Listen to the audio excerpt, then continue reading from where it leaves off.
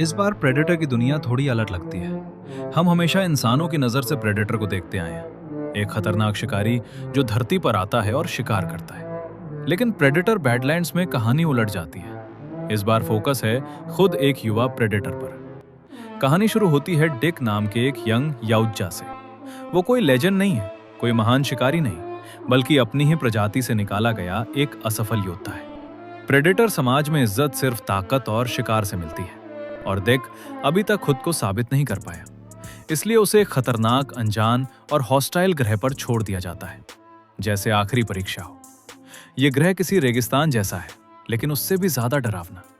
जमीन बंजर है, आसमान धुंधला है और हर कोने में मौत छिपी है। यहाँ इंसान नहीं है, बल्कि अजीब और विशाल जीव है, जो खुद एपेक्स प्रेडेटर है। डिक को इनमें से सबसे खतरनाक प्राणी को मारना है, तभी वो अपनी इज्जत वापस पा सकता है। शुरुआत में वो अकेला है।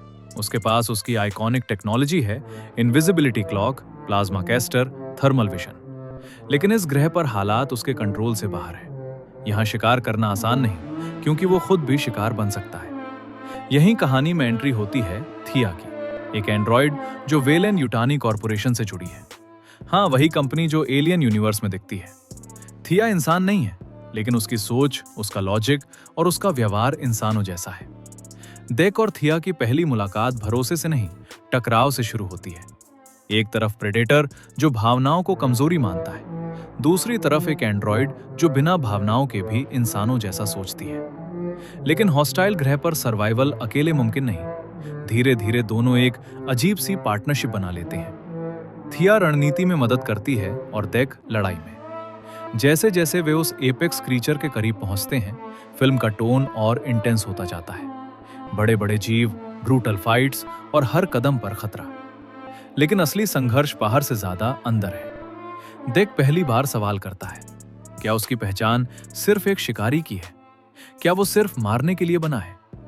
क्लाइमैक्स में मुकाबला जब होता है, तो वो सिर्फ एक एक्शन सीन नहीं लगता, वो सम्मान, पहचान और अस्तित्व की लड़ाई बन जाता है। डिक अपनी पूरी ताकत लगा देता है। हर वार भारी है, हर सांस की कीमत है।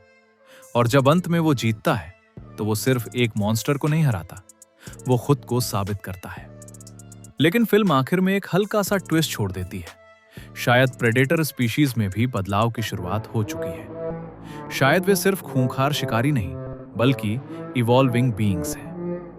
प्रेडेटर बैडलैंड्स इस फ्रेंचाइजी को नया एंगल देती है। ये सिर्फ इंसान बनाम प्रेडेटर की कहानी नहीं है, ये एक प्रेडेटर की अपनी पहचान खोजने की कहानी है।